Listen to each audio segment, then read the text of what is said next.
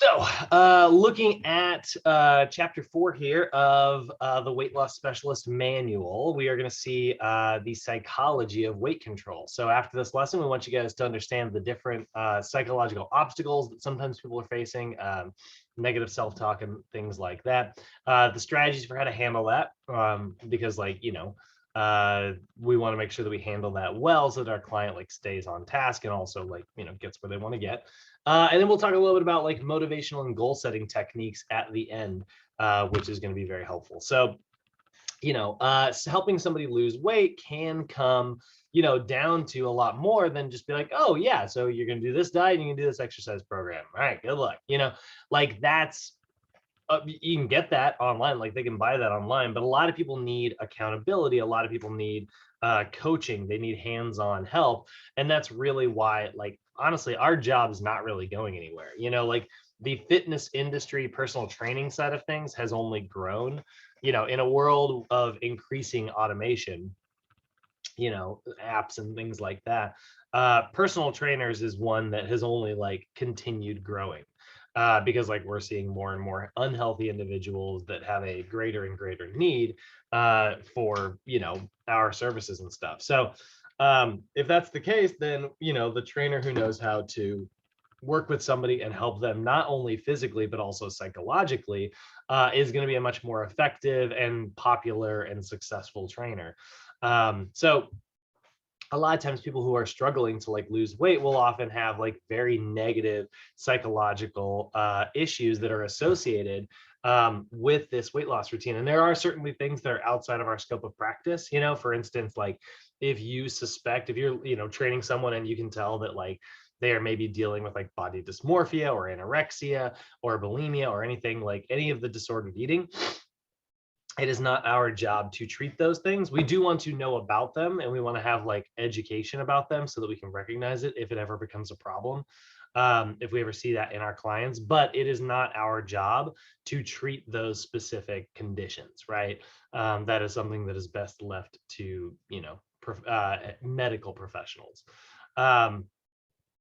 So being overweight or obese does obviously have a lot of increased psychological stress. There's a negative social stigma. There is a lot of media that is consistently saying you need to look a certain way, act a certain way.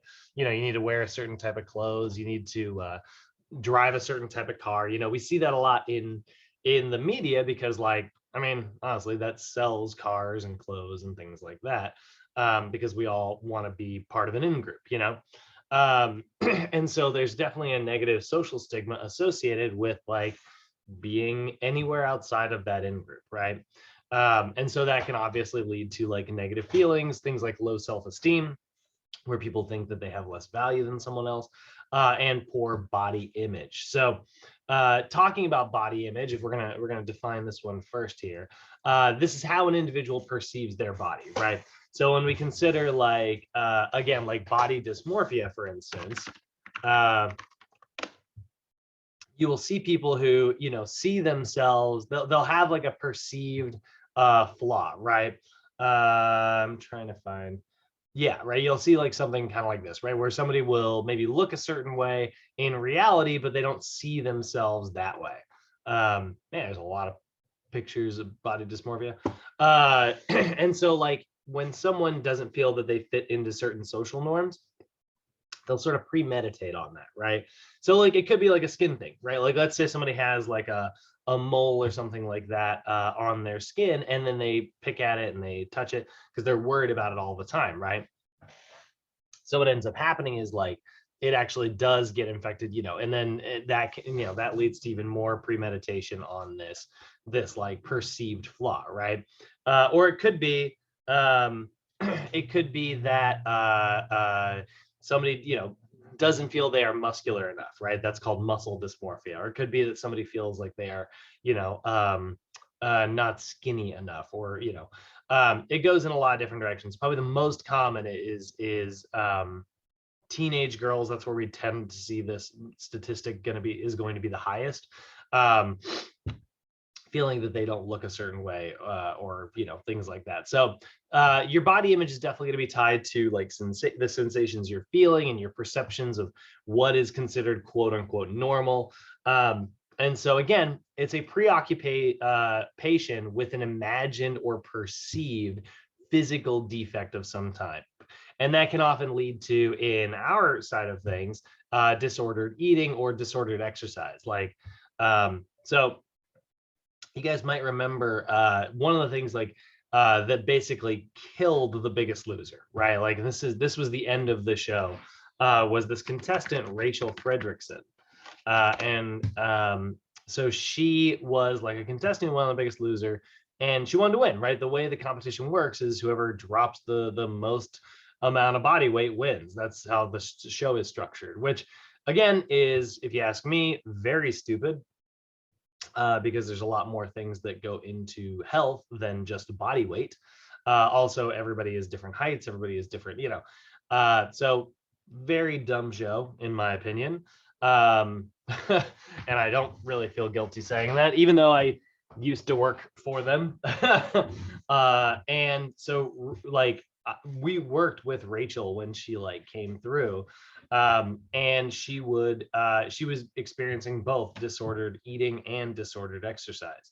She would not eat her full portions, and it was already a calorie restricted meal plan.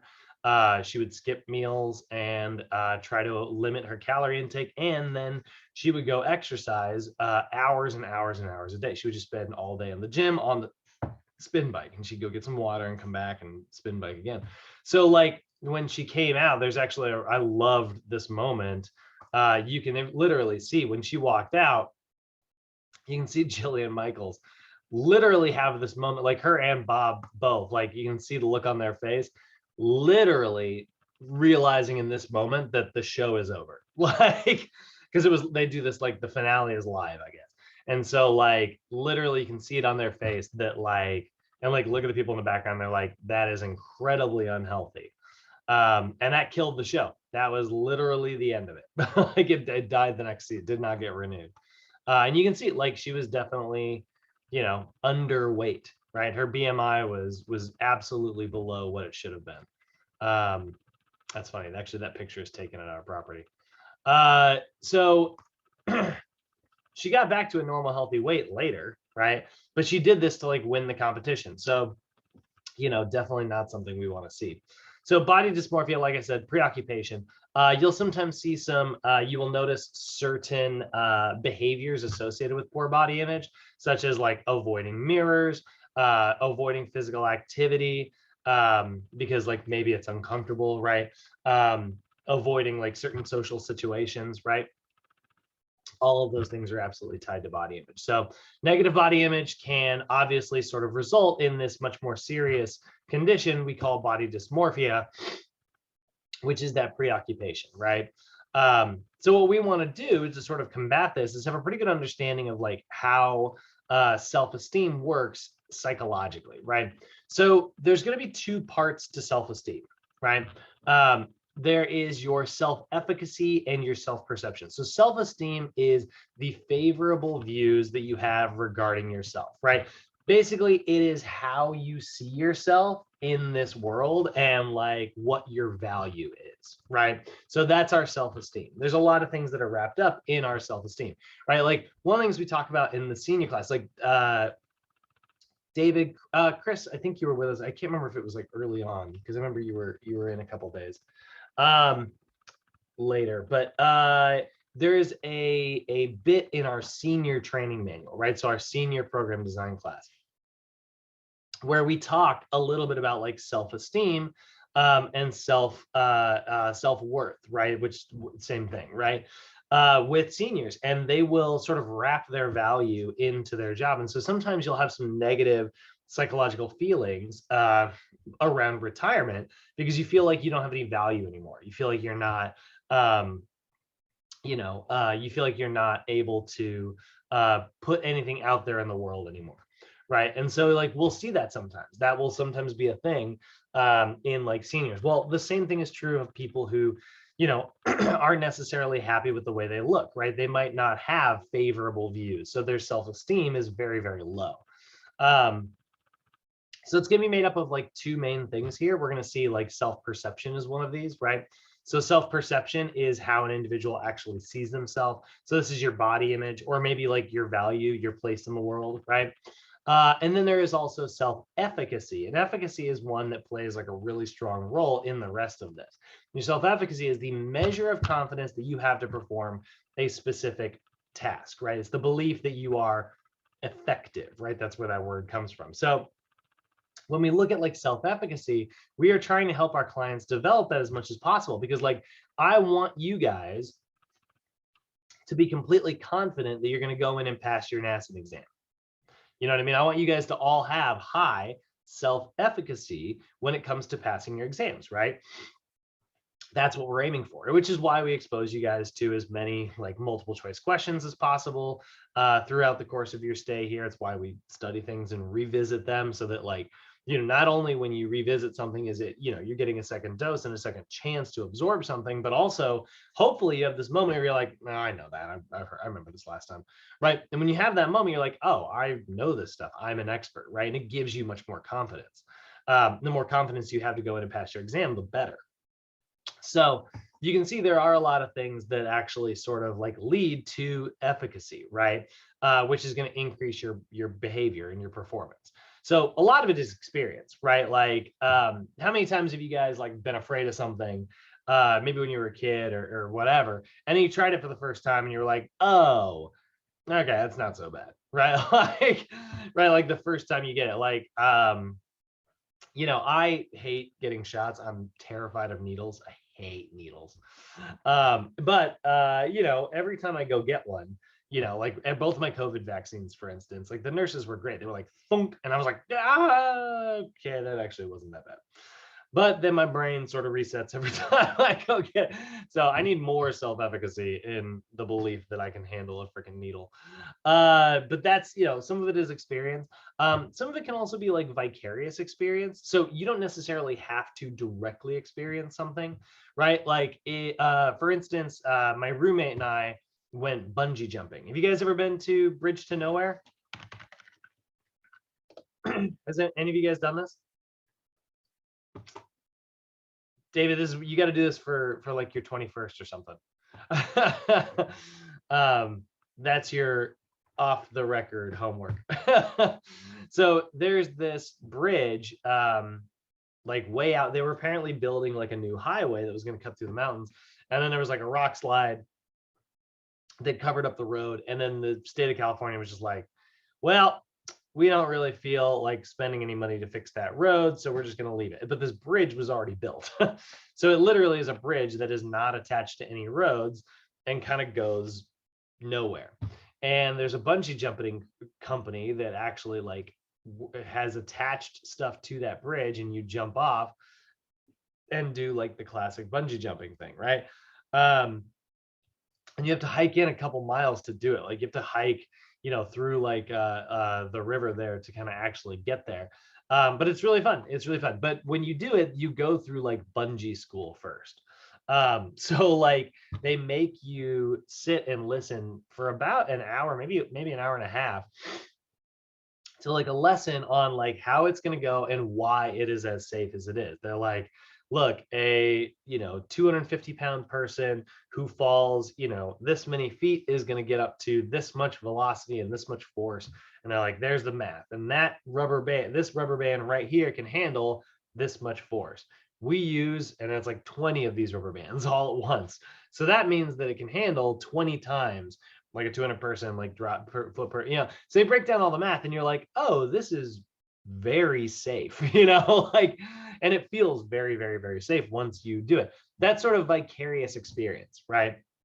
Like you are hearing stories about how safe it is. You're hearing stories about like people who have done it successfully. And when you hear that, you're like, okay, I can probably do that, right? Any of you guys who have ever had like a fitness goal, whether it's like losing weight, running your first marathon, lifting a certain amount of weight, chances are you probably watched some type of Instagram post, YouTube video, talk to a friend. Somebody was like, oh, well, what worked for me? I did this and it was the best experience of my life. Like everybody, we all love those motivational videos and stuff. That's vicarious experience, which will increase your belief in your own success. We call that vicarious experience. That's how it increases our self-efficacy. So trying it out yourself, dipping a toe in the water is one way to improve your efficacy, your belief that you're going to succeed. And then vicarious experience, hearing stories about other people who have done it. Like to this day, I still love watching like YouTube videos of just like amateurs, getting healthy and stuff. I enjoy that stuff, like a lot of bad science sometimes. Like I did this on my diet. I'm like, ooh, but that's all right. Like I'm in it for the motivation, like I said, I was talking about that Fat, Sick and Nearly Dead documentary. That documentary, in my opinion, is not founded in science at all, but I love it as a movie because I think it's a really cool journey of somebody trying to take their health into their own hands. Social persuasion is another one that can improve your self-efficacy. We've all been, in some situation where other people around you are like, you got this, let's go, like that can definitely improve your belief that you are going to succeed. And then there is like the big one, which a lot of people struggle with, which is physiologic feedback. So literally feeling your body, right? Is anybody in here, David, Joseph, or Chris, are any of you guys afraid of heights? Yes. Okay. No. No? Okay. So it's interesting. What's that, Chris? Used to be. Used to be. Yeah, I believe that. Did you have to do a ropes course at some point? Surely, right? For aerosol, yeah. Yeah. Okay. Oh, yeah, you in particular. I forgot you were on yeah. That's very fun. I forgot where you were in the army. So yeah, so like heights can be a little scary, and you have this like physiologic feedback. Sometimes like you'll be up high and your legs will feel a little shaky, like I've had that feeling a couple times in my life. Like when I went to the Empire State Building, it's like, it's like, this is the tallest building in the world. This is a little weird, like it feels very odd up here.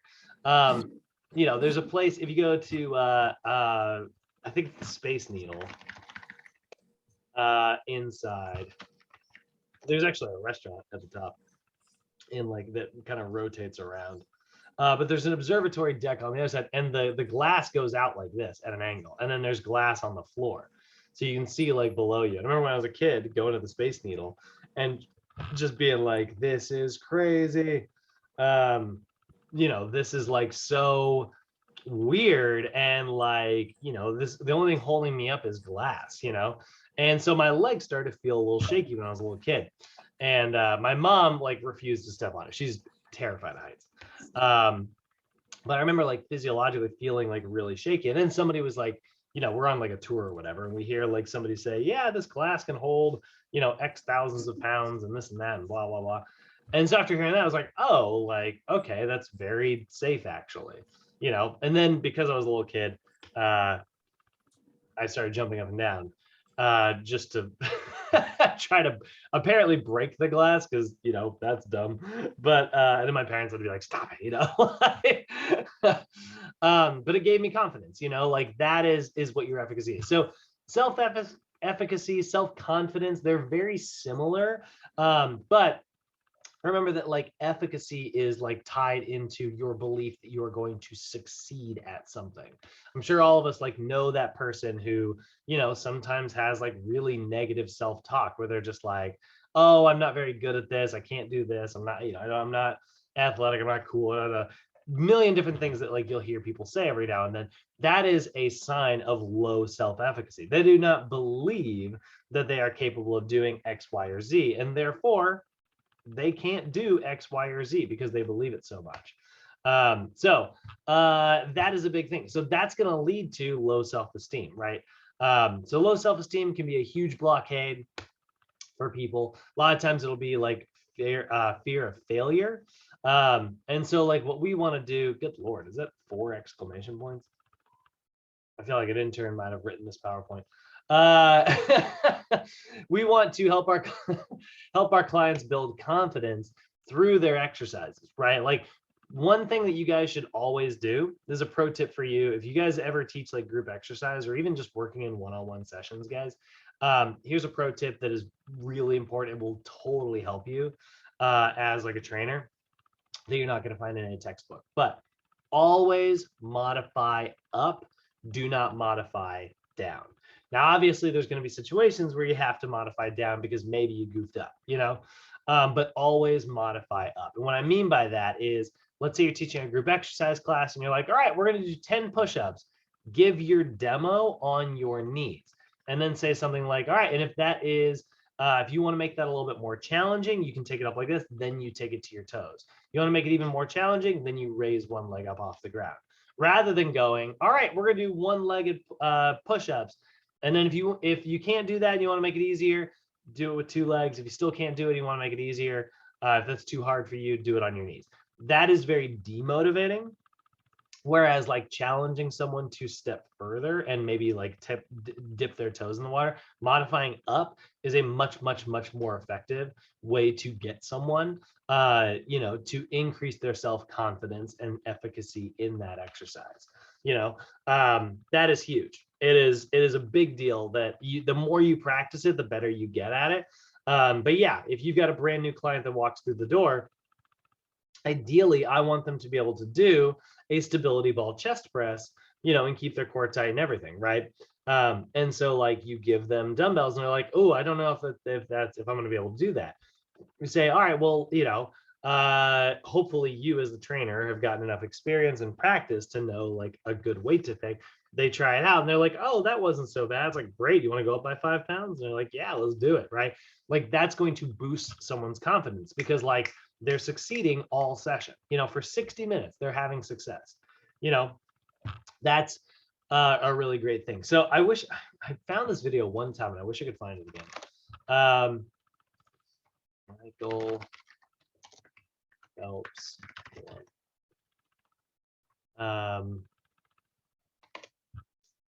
Maybe that's enough.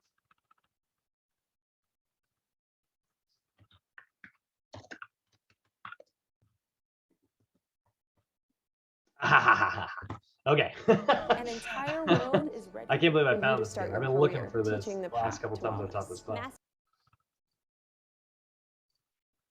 You wrote a lot about visualization, right? I mean, that WR, that's visualization. You're visualizing that world record. Talk about how that became part of your process and why you think it's so helpful.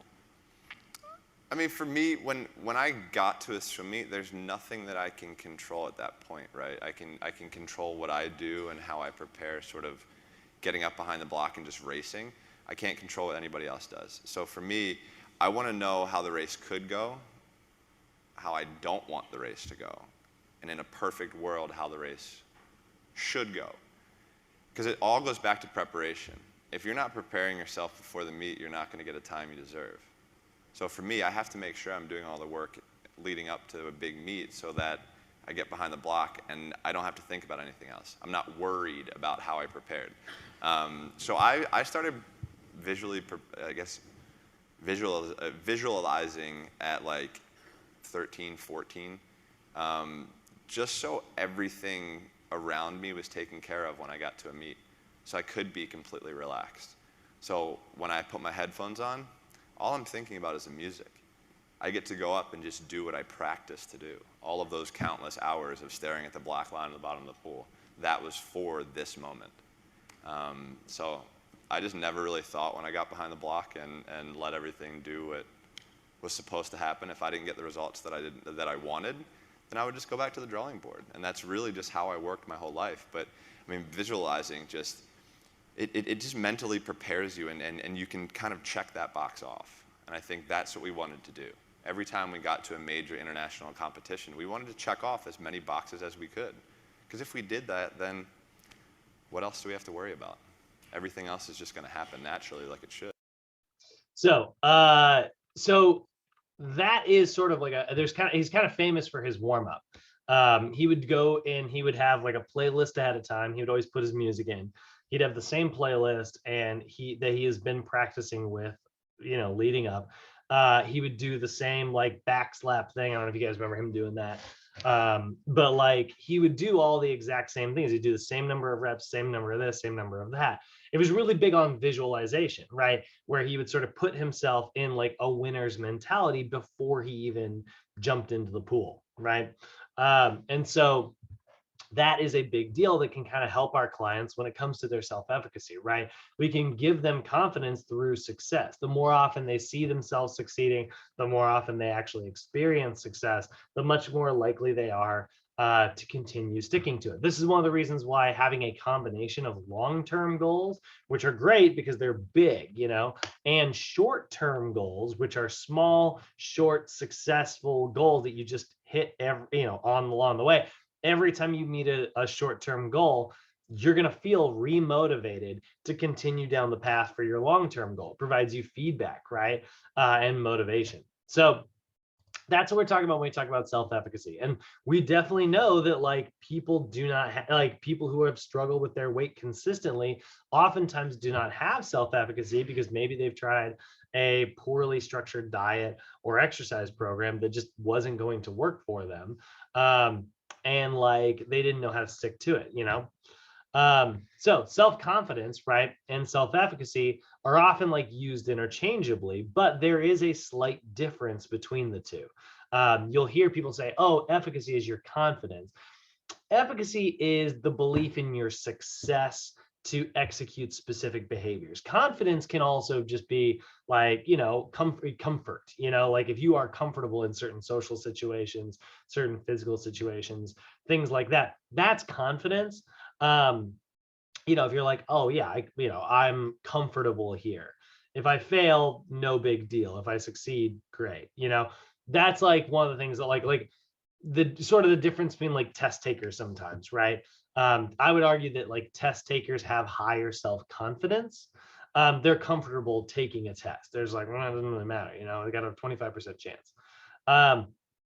Whereas other people do not have that confidence. This is a little bit different than self-efficacy, just slightly, right? If self-confidence is comfort, self-efficacy is like firm conviction in successfully executing behaviors, right? Like me, like like one thing that like I'm really kind of grateful for these Zoom calls for, I am not so good about like making my bed sometimes. And so like I kind of have to, because it's like I want my room to look somewhat presentable on like these Zoom calls and stuff. I don't think that I'm necessarily like naturally good at this. So my efficacy, my belief that I am like kind of like naturally good at this is pretty low, but I've done it enough and I know that like I have to do these Zoom calls. And I know that like, how I'm going to feel if I don't do this beforehand is going to lead to me doing this thing successfully. So it has raised my self-efficacy, my belief that I am going to accomplish like what I want to accomplish, right? I have hit fitness goals plenty of times. I have a lot of belief that I can accomplish whatever I set out to. Hopefully you guys feel the same, but not everybody always does. So what we want to do is we want to build up that efficacy in our clients by giving them small tasks that they can successfully do. Does that make sense, guys? Any questions on that? Any on those terms? Those are terms that are, you can kind of spot it ahead of time. Those are definitely going to be homework questions. Yeah. But questions?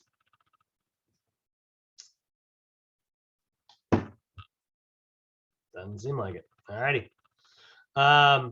So let's talk a little bit about like what some of the triggers to eating are, right? Big one is definitely going to be like stress, right? We do know that stress can sometimes, there are stress eaters, right? Stressful situations can have people try to seek comfort, because what happens when we get stressed, actually, you know what, I've got, this is, I can't remember if I was going to do this before or after, but we're going to show this video now.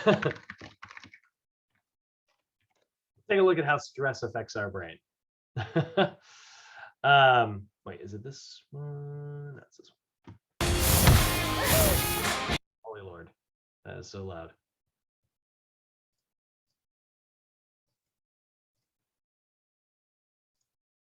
Are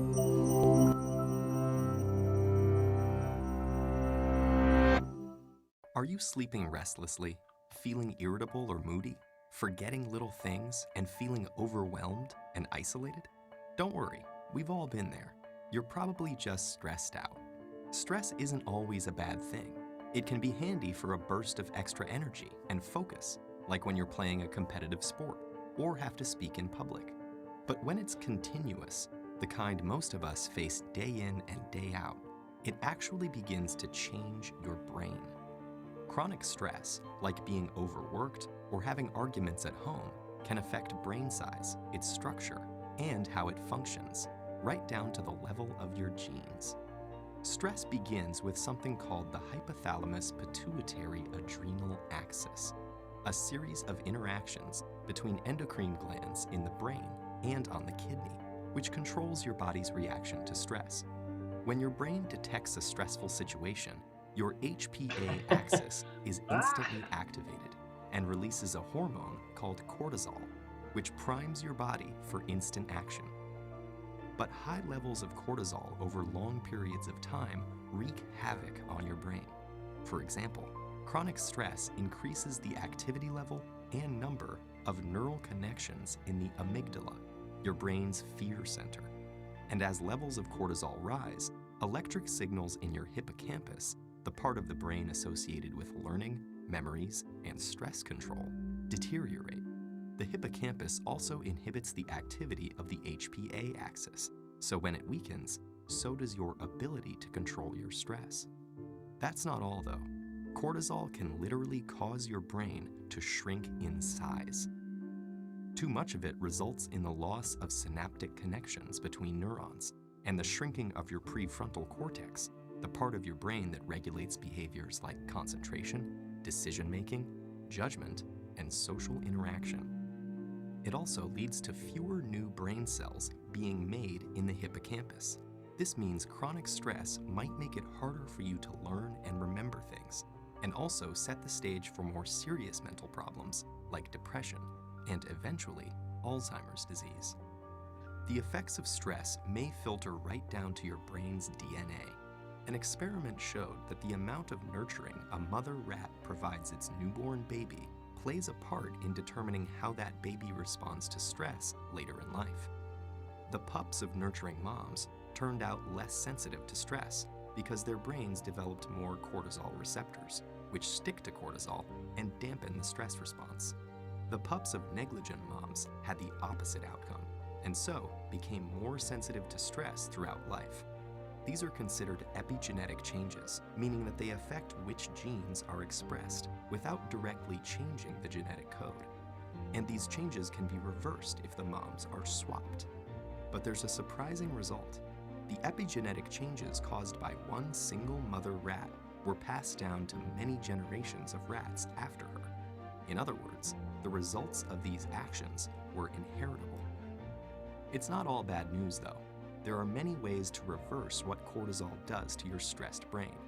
The most powerful weapons are exercise and meditation, which involves breathing deeply and being aware and focused on your surroundings. Both of these activities decrease your stress and increase the size of the hippocampus, thereby improving your memory. So don't feel defeated by the pressures of daily life. Get in control of your stress before it takes control of you. So it literally, like stress, right? The reason it has these effects on our brain, right? The reason they have this like physiologic effect on us, because sometimes we think of stress and it's like, it's just this intangible thing, but it's literally going to result in the production of certain hormones, for instance, like cortisol, right? So cortisol is a stress hormone that is directly related to overeating, right? Cortisol represents stress inside our body. We're, for the record, we should be, we're grateful for cortisol. Like if you didn't make stress hormones, like you wouldn't, live your life. You'd be like, oh, I got all my bills are overdue, but it'll be fine, and then all of a sudden you're, kicked out of your house. We like cortisol, like some production is good, but or it's like, oh, a bear just walked into my room. maybe I should run away, you know, like we want to produce stress, like, it's a bear, get the hell out of there, you know. Stress is actually very, very, very important. But unfortunately, when we create like really high levels of stress, we will start to look for external ways to unload that stress. We'll start to look for ways that we can release it. This can sometimes be like, you know, certain actions, like maybe playing video games, right? It's a very relaxing, mindless activity oftentimes. Maybe it is eating certain types of comfort food. Like, I had a really stressful day, I'm gonna go out for chicken wings. That's mine. Or maybe, you know, a lot of different things can lead to people associating like a need for certain like comfort food. I say need in quotations. So that's not really that big a deal until it is, right? Once that starts happening in such a way that like somebody is seeking comfort all the time, because a lot of times we don't really have a lot of control over our stress, or at least we don't have a lot of control over our, you know, stressful situations. Like if you work in a place where your boss is continually yelling at you, you know, like that's an external thing. You don't really have control over that, right? Maybe your boss is just a jerk, right? Or like traffic, you know, we all live in LA. Like we have some control over it in that we can leave earlier, right? But there's nothing like where the GPS tells you it's gonna be 23 minutes to get somewhere, and then 40 minutes later, it just keeps leaking minutes. You know, that's the worst feeling in the world. And to me, I hate it. I become a complete ball of rage whenever that happens. So what will often happen is like people will seek out something to sort of de-escalate that stress. And so if you do that, and that comes in the form of like an excessive amount of calories, what ends up happening is you bring in way more calories than you are aware of. And they've done direct studies on this. They've asked people to, you know, they've put people on like these surveys, and they've asked them to rate their stress levels. And the people who say that their stress levels are very high are often also the same people who are unconsciously eating more and more food, right? Because like, you know, it makes perfect sense. They're focused on this other stressful thing. That's what they're thinking about. They're not thinking about how many potato chips they had, you know? So this can sometimes lead to disordered eating, right? And there's a couple different versions of disordered eating, right? That often come from the overproduction of certain types of stress. So disordered eating is going to be a behavior that is associated with things like binging, purging, extreme food restriction, diet pills, fasting, juice cleanses, laxatives, all kinds of things like that. And so again, guys, it's not our job to diagnose these things. These should be diagnosed by a qualified medical professional, you know, somebody who's actually studied like the DSM. I think it's on DSM-5 now, but that's sort of the big book O psychology. It's like a psychology dictionary. It's like it has all the, you know, classifications and how they look at those things. That is definitely not something we are going to do, but it is important for us to be able to recognize the symptoms in case we need to have a conversation with our client and encourage them to seek out a medical professional who can actually directly diagnose and treat maybe this condition if we suspect they have it. And this will happen probably, guys. In your career at some point, you will probably experience this. There have been 2 times in my career where I have had clients and I was like, you know, like a lot of what you're describing sounds very disordered. Have you talked to a therapist about this? And they were both like, no, but like, you know, I've been looking for a therapist. One of them was a pretty easy one for me because it was like somebody who kind of in the back, you know, they were very aware that they had a lot of unhealthy problems, but they had just moved to LA, so I hadn't found a therapist yet. And so like, I was like, maybe like look on here, you know, and like, eventually that person did, and sure enough, like, you know, they started like really realizing that they're struggling with disordered eating and stuff. So that's happened, you know. This is probably at some point going to happen in your career, like somewhere, you know. So first one we're going to talk about is it's called anorexia. Anorexia is a disorder, a nervous disorder with it's highly associated with body dysmorphia, right? Remember, body dysmorphia is the perception of a perceived flaw, not necessarily a reality, just it's how they see themselves. And so it's a distorted body image that gives them an intense fear of being fat, being overweight, right? And so what will happen with people who are anorexic is they will often see themselves as like very overweight. And so they will do everything in their power to get as thin as possible, usually putting them below 18.5 on the BMI scale, which we would classify as underweight, which we know has a lot of negative health effects. It's got hormonal, everything from hormonal disturbances to trouble sleeping, trouble maintaining body temperature. One of the interesting side effects of anorexia, guys, it's interesting, but also kind of terrifying. If you've ever noticed how there is sort of a difference between like, you know, your skin when you're a kid versus your skin when you're an adult, like your body hair is much thicker as an adult, right? Even if you're male and female clients, right? But kids kind of have that like peach fuzz. That's called lacunae, actually. And anorexics will actually start to develop lacunae even as an adult. And it's because like biologically, it's the body trying to find a way to like preserve body heat, which kids are very bad at body heat because of the surface area. So they need to have that. And you will see it in anorexic or bulimic clients as well, if their body weight is exceptionally low. And that is just a clear indicator that like something is wrong, you know? Another one is going to be bulimia. This is disordered eating that often results in like episodes of binging and purging. So like oftentimes people will try to purge calories out of their body. They'll usually do that through like vomiting or through like diuretics. That basically the idea is that you're trying to keep calories from entering your actual body. You're trying to get them out of there as quick as possible. So purging can be from diet pills, it can be from vomiting, it can be from laxatives, or even just like excessive, like bulimia. Oh shoot, what's it called? Exercise induced bulimia. What's that called? There's a term for it particularly. But anyway, it's where someone will basically like try to, you know, burn off as any calories that they happen to bring in, right? They eat a 300-calorie meal, they immediately go to the gym and, you know, burn 300 calories on the treadmill. Then also they have a 250-calorie snack, they go back to the gym and do another 250-calorie burn, right? So that's sort of how you know, that's oftentimes like what bulimia is. This is much more, well, sort of what I saw in like, you know, Rachel and stuff, like when she was like really keeping her body weight low. By the way, we were all banned from working with her too, by the way, which makes perfect sense. Like at some point, like when she got to such a low body weight and would not take any of our advice to, you know, stop, there was like a point where like management, we had to have like a meeting about it, and it was like, look guys, like you're gonna want to stay away from her, because if she literally like dies, you don't want to be the last person who trained her. And that was a really hard conversation to have, and that's a lot of times like what happens in like disordered eating.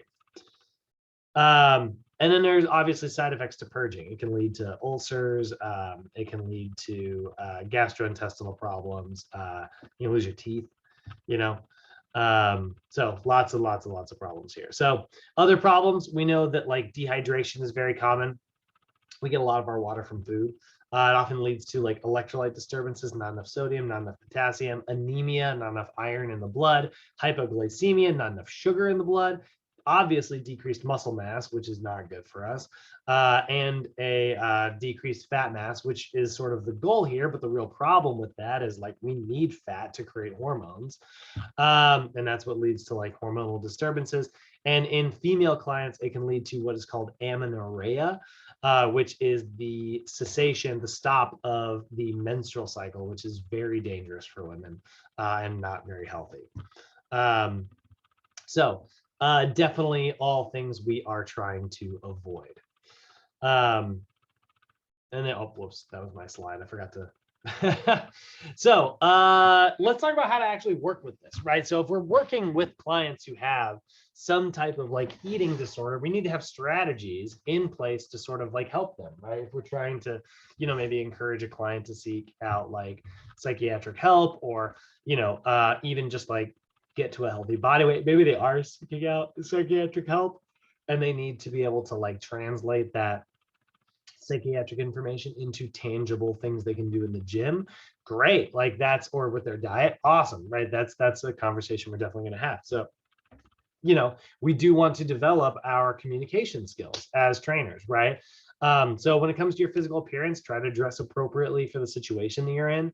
It will make you seem more professional, which will lead to a more positive result when you are talking to your client.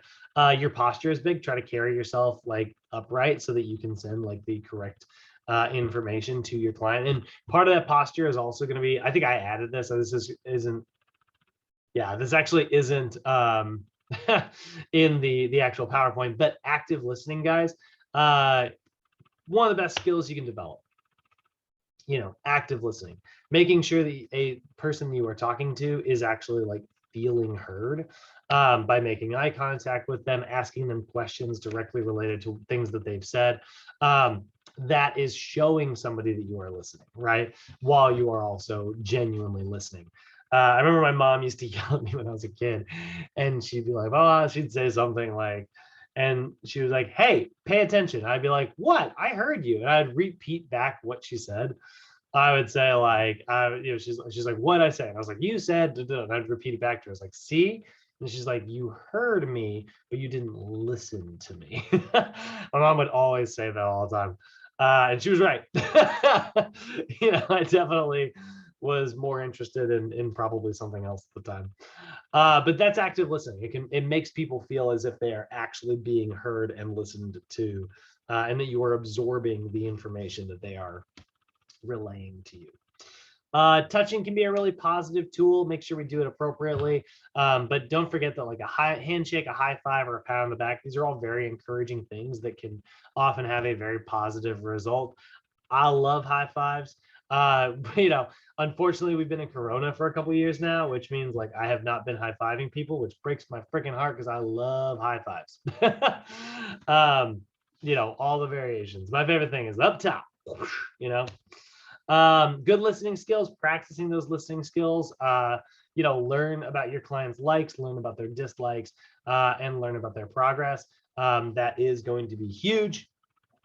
Your facial expression is a big one, like, you know, making eye contact and smiling are good ways to make people feel, you know, comfortable, as long as you're not doing it like in a creepy way. But yes, trying to make like eye contact is very helpful. One of the best things you can do is also be direct. Do not avoid direct communication with your clients, guys. Being direct is awesome. My girlfriend says this all the time, and I love her for it. But I hear it all the time where she says, being clear is kind. You know, there's sort of a difference between being nice and being kind. You know, when like you have that person in your life that's like, maybe we could do this and this and this, and you don't really want to do those things, but they're your friends, you're like, yeah, maybe, you know, or like, yeah, I guess let's do it, right? Like you don't want to do those things, right? Be direct, be like, you know what, I really don't want to do that, right? I love you, but no. You know, that clear is kind, guys. That, you know, it is nice to try to avoid like, you know, hurting someone's feelings. It is kind to be clear and communicative with them. That is a big thing when it comes to like weight loss. When someone tells me they're like, I'm trying this and I'm trying this, right? There are very many times where I'm like, well, as a health and wellness expert, none of that makes sense to me due to this reason, this reason, this reason, this reason. I'm not saying that it's impossible, that a juice cleanse could be the answer to all your problems, but I do know that a healthy, normal, like standard diet and regular exercise does work. And if it were me, I would put my chips on the things that I know versus the things that I don't know. And that way, like, you know, you can have disagreements with your clients, guys, like be direct. One of the best ways to do that is to also manage expectations. There's a reason, like before every lesson, I usually give us like a quick verbal rundown on sort of what the lesson is going to look like today. That's me trying to be as upfront with you as possible about what's going to happen. And then we do the intro, and then we start recording, we do the intro slides, and we get into the lesson, right?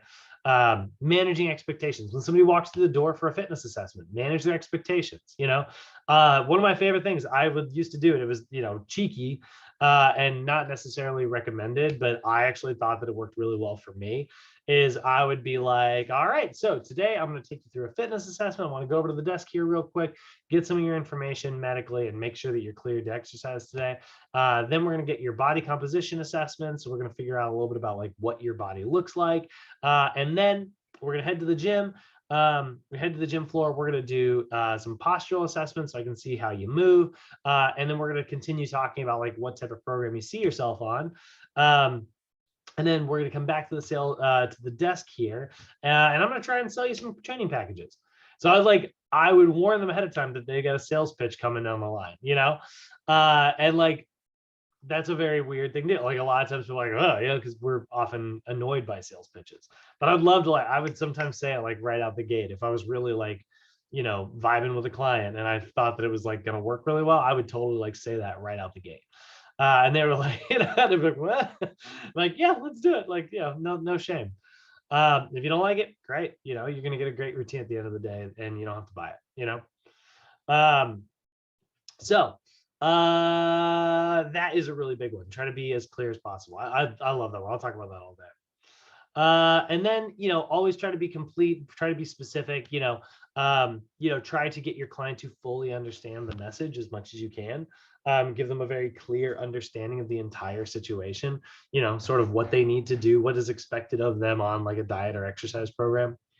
Reinforce it with repetition. You do want to continually try to like reinforce the same thing.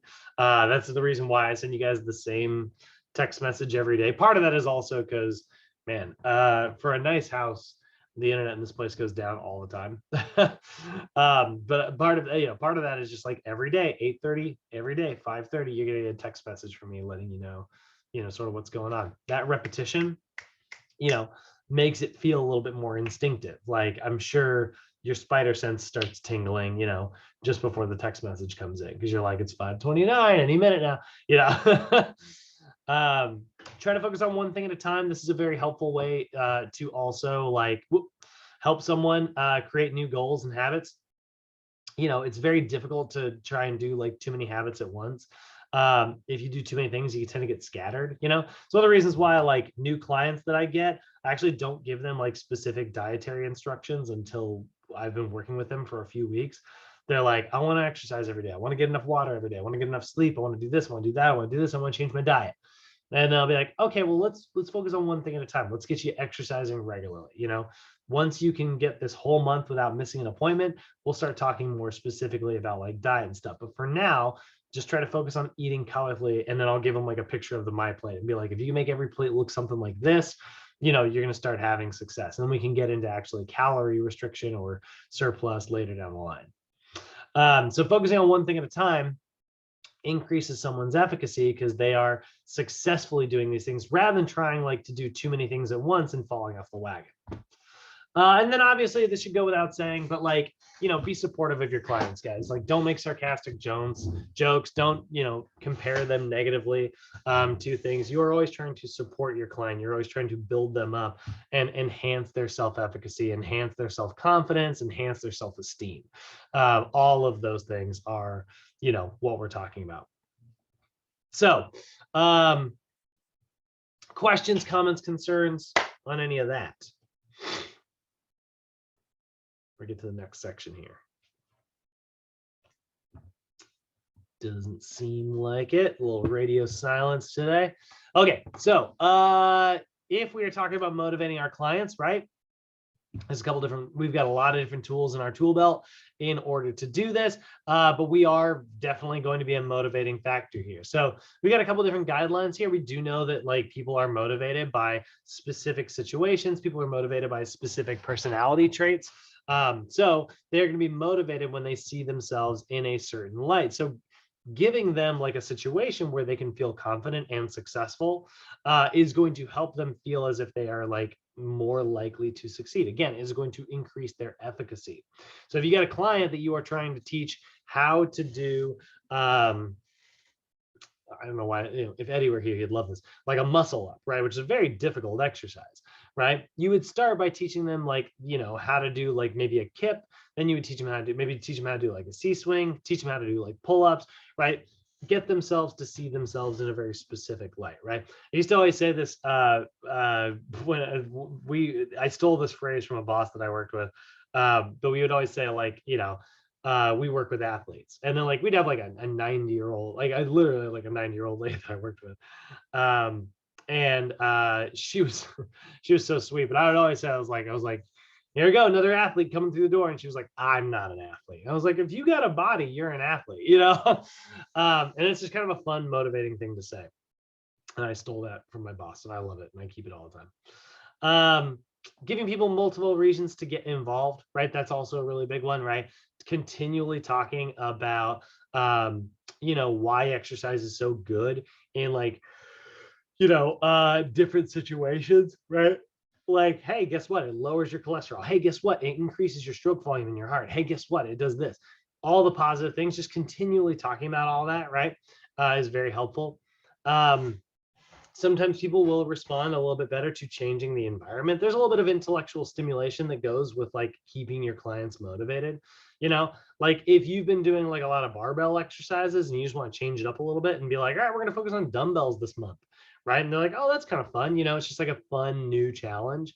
I love stuff like that. My girlfriend and I have been spending money like crazy in the new year.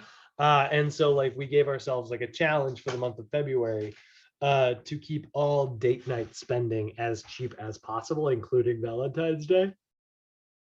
So like we are trying to find ways to like stay under budget, which is fun. It's kind of, we're not seeing that as like, difficult or annoying. We see it as like a fun challenge. So your clients are the same way, right? Changing things up, changing the environment every now and then. It's kind of a fun thing to do. And then obviously, developing rapport with your client. You need to have a really good working relationship with your client that you can communicate with, and you want to develop a level of trust. That is what we are going to call rapport. So rapport is the level of trust an individual has in another one. We look at like, aside from just working with our clients, we look at like sales, for instance. Sales comes down to how much you can get someone to trust you. It comes down to the level of rapport you have with someone before you try to actually present an object for sale. And then another thing is like social support. You are part of this social support as their trainer, but social support is like the support that they're getting from like an outside source, friends, family, fitness professionals, right? All of those are going to be part of our social support. So, if you are helping your client develop like a network, that's great, so when I went to, this ultimate frisbee thing recently, I approached them afterwards and was like, hey, like, do you guys ever do like fitness camps for casual ultimate players who are not necessarily trying to be professional? They just want to like play in a pickup game here or there. And it's like, well, we have like pickup games that take place near our practices every now and then. I was like, okay. And I was like, what do you think of this idea? What if you did like a 1-hour boot camp beforehand, and then like you can play some scrimmages and practice games afterwards? And they were like, that sounds great. And so like, I was like, I think that would work really well because it would build like a lot of like social support, right? You're building a community that helps you guys make more money, helps other people get fit, get what they want, right? That's an example of social support. There's a reason group exercise classes, boot camps, and things like that are so popular. CrossFit will last a very long time. It's going to be very successful for decades because it has a huge social aspect to it. There's a lot of social support in a group exercise setting. So that is huge. It's going to come from fitness professionals. It's going to come from their spouse, encouraging your client to know how to talk to their spouse to help encourage them. I love talking about that sometimes. For instance, like I had this woman who was like a chef, and like, she was a chef. She showed her affection. She showed her love through her food. That was a big deal for her. And so like she would continually, try to make like these dinners for her, and her family loved it, right? But it was leading to like a lot of overeating because she was also like a professional chef outside of that. And so like she was cooking all day. She was struggling with her body weight because like a good chef tests their food, like obesity, very common among chefs. And so like what we did is we their family for Christmas got her this like specific like stool that she could like sit on while she was like cooking, because she was very overweight, and that took the pressure off her legs and her knees and stuff. And they thought they were doing great. You know, they thought like, this would be really great. It's a good gift for mom, you know? And it was a situation where she was like, yeah, this was actually kind of a motivating factor for me to decide to come and try and get healthy, and lose a lot of weight, because like, I don't want to have to use a stool just to get through my job. So it became this like whole thing at the resort I was working at, right? We became this whole thing where we were talking about like getting rid of this one stool. So she lost a ton of weight while she was with us. And then like when she got back home, she like we did like a Zoom wasn't around at the time, I don't think, but we did like a Skype call. And her and her family all went out to the back of her restaurant. They threw the stool in the dumpster. It was like a really cool moment, right? So social support, you know, your family, your neighbors, your close friends, your coworkers, right? And obviously fitness professionals. All right, so that is sort of like, those are all really good things to do in general, but let's get a little bit specific about one of the tools that we have at our disposal to really help our clients. Goal setting. Guys, I know it sounds like it's the easiest thing in the world to just set a goal and try to achieve it, but honestly, there is a lot of science about how to set effective and specific goals. Most people do not set very good goals. We are naturally bad at setting goals. And let me walk you through why, right? So goal setting is a very important part of like the coaching process, right? One of the things that you want to do when you are trying to set goals is help your clients create SMART goals. Now, I don't mean SMART goals as in like good goals or intelligent goals. I literally mean SMART as an acronym. You want to run every goal you've got through this checklist, right? Is it specific? Is it measurable? Is it attainable? Is it realistic? And is it timely? So specific goals, right? So every goal you've got, try to run it through that. Whether it's a long-term goal or a short-term goal, try to run it through the SMART system, right? Ask yourself, is my goal specific, right? Somebody who tells you like, hey, I want to lose weight. I don't dislike that goal, but I do not think that that is smart. Rather than saying, I want to lose weight, let's try to get them to make it very specific. I want to lose body fat. That's different, right? It's just a little bit more specific. So a specific goal has a much higher chance of being accomplished because it's not general, right? It leaves less wiggle room. It leaves less negotiation in a way, right? We also want to make sure that our goals are measurable, right?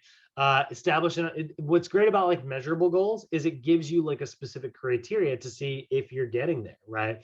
If your goal can't be measured, it's very difficult to manage because you don't know if you are on the path to successfully meeting it, right? Like if somebody says like, I want to be healthier, again, I like it when people want to get healthier, but I don't think it's very measurable. So instead, if they said something like, I want to get 4 servings of fruit and vegetables a day, right, in my diet, great. That is a very measurable thing because you can literally say, hey, did you get 4 servings yesterday? I'm like, nah, I got 3. Okay, so you didn't meet your goal yesterday. Leaves no wiggle room, right? Again, we go back to measurable, right? Somebody says they want to lose fat. Great. Measurable, it's like, I want to lose 10 pounds of fat, right? That's much more measurable. Attainable goals are goals that are easily identified in what you need to do in order to attain them. I actually don't like the term attainable.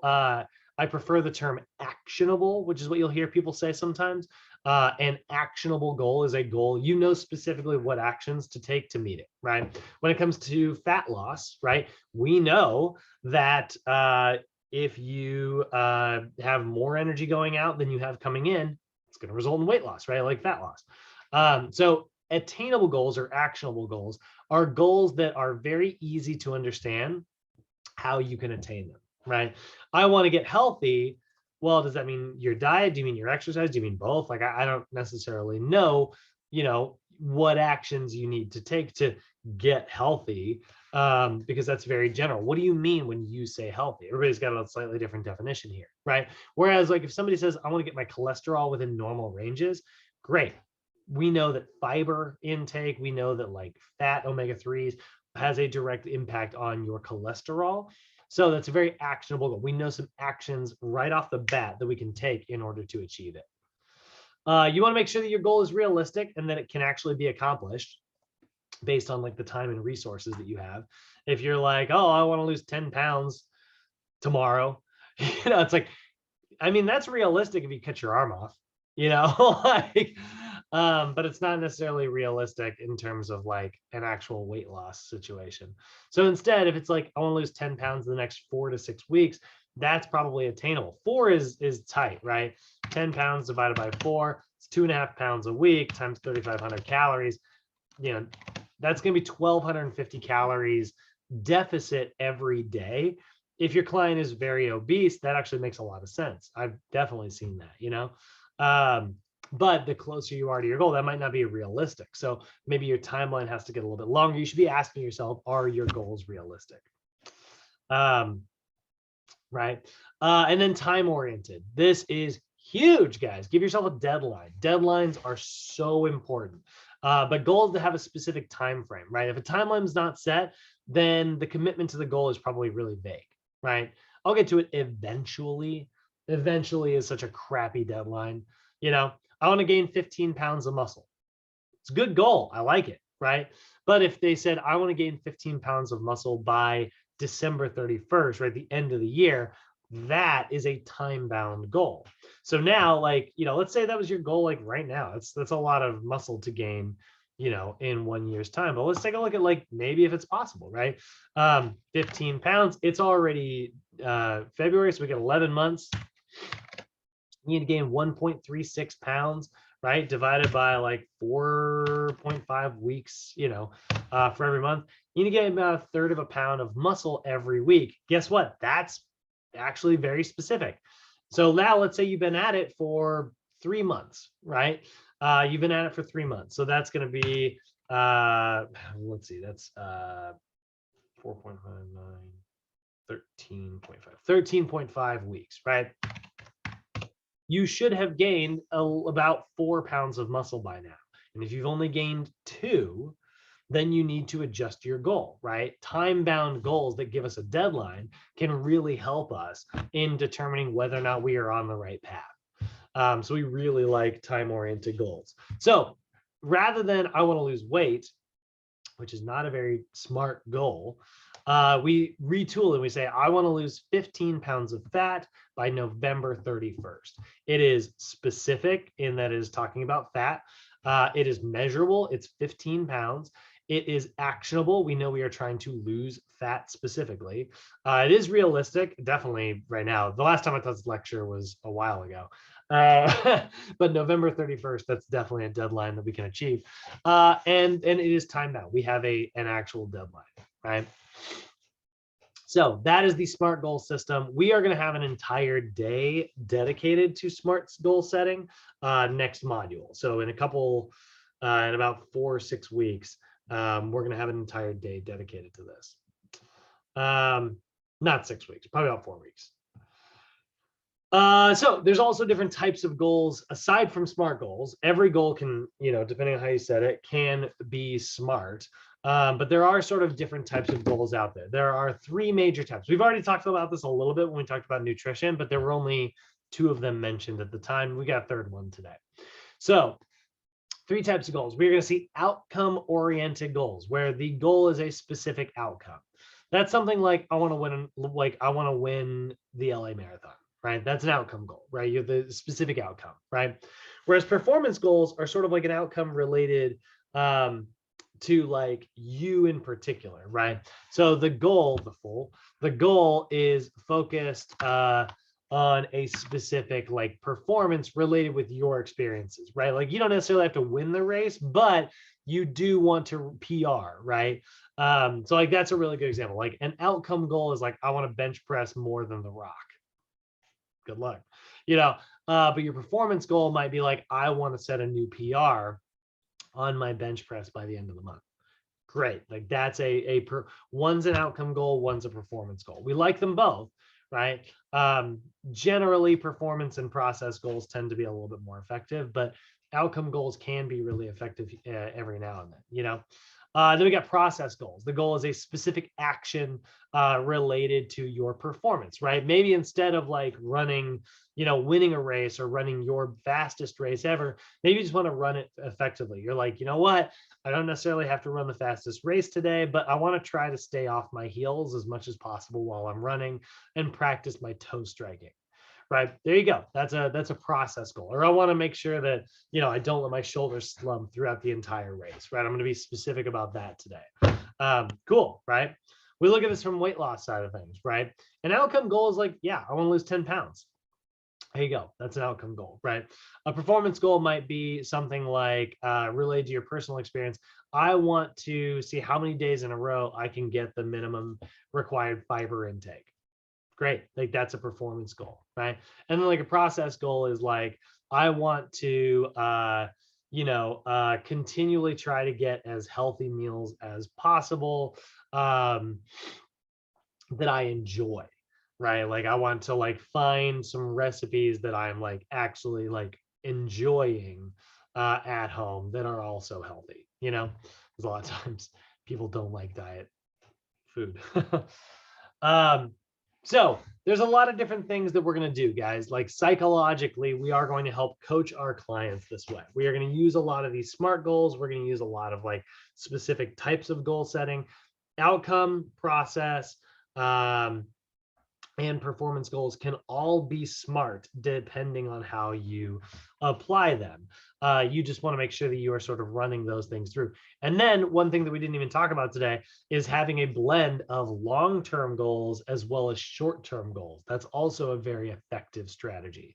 Long-term goals are like a big motivating factor. Usually long-term goals are outcome-oriented goals a lot of times. So that's like a long-term goal. And then short-term goals are usually things that you're accomplishing along the way, right? Like if you wanted to, be able to do 100 push-ups by December 31st without interruption, right? 100 in a row. Great. Maybe the month of February, it's like you want to be able to do 30 push-ups at a time. That's your short term, right? And then eventually we'll build that up over time. So that is what we're seeing, right? That's really what we mean when we say like outcome versus performance versus process. That's the difference between long-term and short-term. And we can make these very specific as well, right? The exercise is specific because we're talking about push-ups. The number is measurable. You know what actions you can take in order to like get there. It is realistic in a year's time, and you gave yourself a deadline, so it is also time-bound or timely. So those are coaching tips that are going to help your client. It's going to help encourage them, support them, and keep them moving forward. It is obviously important for you to develop your communication skills so that you can effectively guide someone through this whole process. That is a very big part of the training strategy. And then at any time you want to make sure that you're not, just remember when it comes to some of those like negative conditions, psychological disorders that we talked about today, we do not diagnose those things. That is outside of our scope of practice. But you can absolutely use psychology to help your clients. There's nothing wrong with that. That's inside our scope of practice. We just don't diagnose psychological disorders. And that's about it. Joseph, Chris, David, how you guys feeling? You got any questions? Feeling pretty good, pretty good. A lot of it, this reminds me of the other classes we've had that is exactly like this one, where it talks about self-efficacy, pretty much holding yourself, your clients accountable, understanding what's doable, what's not doable, setting realistic expectations, and applying what you know practically. See, that's the thing, right? Like a lot of like the information. It's so funny because sometimes people are like, they'll accuse you of being like, man, you know so much about this, you know so much about that. And it's like, well, we know what is like measurable, but it's like it applied the same tools, like you said, like you have heard this before. They apply to a wide variety of situations. It could be a weight loss client, it could be an athlete, it applies all over the place. Mm-hmm. The same tools that will work for someone like Michael Phelps will work for you and your clients. That's true. Because a lot of it's just like repetition, and a lot of it's just like making it realistic. Because I feel like a lot of people are just scared of working out because it's like they don't know what to do. So if you just help them out, and you give them on the right path, you encourage them and all that, stay on and hold them accountable. Most importantly, hold them accountable. I think it'll help a lot. Vicarious experience, as we call it. Fun stories that you can watch someone else do it, and then you're like, oh, I can do it. Yes. Joseph, you have anything to add? Yeah, I mean, like the whole eating disorder thing kind of struck home since I was diagnosed with one back in the day. So that one really hit. Like, I was like, yeah, I could see all of that. Yeah. So like, I recognized everything. I mean, the funny thing is, usually we can't diagnose it, but I actually I kind of recognized it one time. I was working with a girl while she was an older lady. I mean, she was beautiful. She looked like Sharon Stone with short hair. All right. But like, I mean, like, she was a beautiful woman. Like, and Yeah. she was thin. And one day she was like, when I kept noticing when we go out to lunch with her, she wouldn't eat. Like, we would go to McDonald's and she'd get a small French fry and that'll be her lunch. And I was like, and she was like, I'm like, why aren't you eating? She's like, oh, I'm not hungry. I'm like, who told you you were fat? Yeah. And she was like, what do you mean? I'm like, who told you you were fat? I go, that's why you're not eating. Who told you you were fat? She's like, my father. And I was like, yeah. So obviously very common. Again, we don't necessarily like, a conversation like that, I would say actually does fall within our scope of practice. I think that if you were her trainer, yeah, I think you'd definitely be allowed to say those things. I would just be a little cautious, like wouldn't drop the anorexia word. I wouldn't drop the A word, like have you talked to a therapist? Maybe you should, just like if somebody's like just has every symptom in the world of like diabetes or high blood pressure, something like that. It's not our job to be like, hey, like, maybe you should talk to your doctor, like we would do blood pressure tests all the time in my old job. And people's numbers would be, hypertensive, but never once did I say like, hey, you got high blood pressure, because that is like a specific disease. So yeah, love that. Definitely important to recognize and like develop that muscle, and develop the skill to like communicate about it, because sometimes it feels uncomfortable. So good on you. It's good to have that conversation. and like you said, a lot of people are afraid to go to the gym to work out because depending on what community you live in, you are being judged. Even though a lot of people say, oh, don't judge people, the fat person who's going to the gym because they're trying to make a life change. Right. I mean, and the gay community, I mean, they look at you like you're disgusting because you're fat. So oh, man. Yeah. Man, that's rough. That's my roommate. Yeah, he said stuff like that before. Not stuff like that, but he's experienced that on the all right, guys. I'm gonna let y'all out of here, and I hope you have a great weekend. I hope you guys get to do something fun. I'm gonna go play with a new puppy.